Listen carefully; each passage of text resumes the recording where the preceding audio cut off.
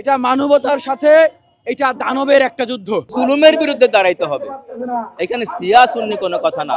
যতগুলো মুসলিম দেশ আছে তার মধ্যে ইরান ছাড়া অন্য কোনো দেশ ফিলিস্তিনের পক্ষে কোনো অবস্থান নিচ্ছে না। তা সত্যি আমাদের জন্য আফসোসের।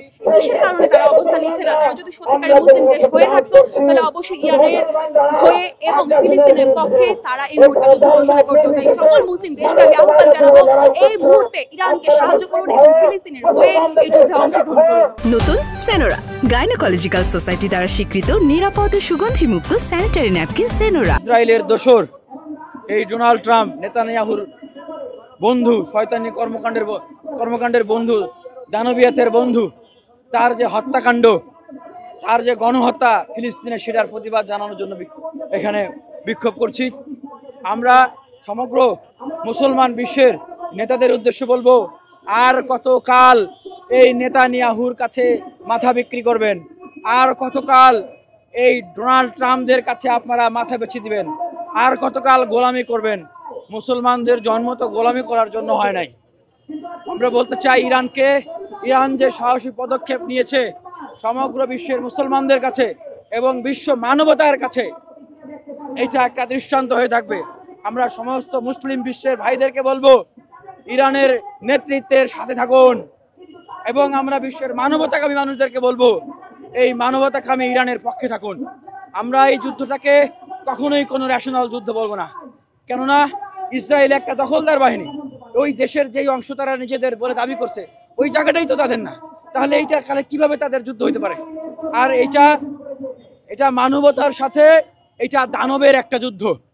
এই ইসরায়েল দানব, তার যে দোসর নেতানিয়াহু সহ আরও যারা তাদেরকে সহযোগিতা করছে, এটা মানবতার সাথে দানবতার যুদ্ধ।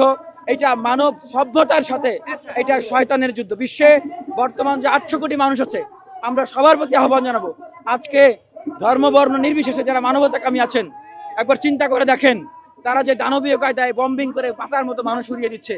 আজকে এটা যদি বন্ধ না করেন, 2 দিন পরে আপনার উপরে এই ধরনের হামলা করবে।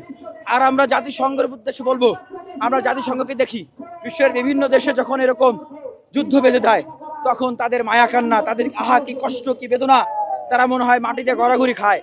আজকে ইসরায়েলের এইরকম ট্রাম্প মিলে এইভাবে করে ফিলিস্তিনের আমাদের ভাই বোনদের উপর এইভাবে করে হামলা করছে। মানবতা বিবর্জিত, সভ্যতা বিবর্জিত, সভ্যতার চূড়ান্ত পর্যায়ের লঙ্ঘন করে নৃশংস কায়দায় যে হামলা আক্রমণগুলো করছে, মানুষ মেরে ফেলছে, শিশুদেরকে মেরে ফেলছে, হাসপাতাল বোম মেরে উড়িয়ে দিচ্ছে, স্কুল কলেজ উড়িয়ে দিচ্ছে।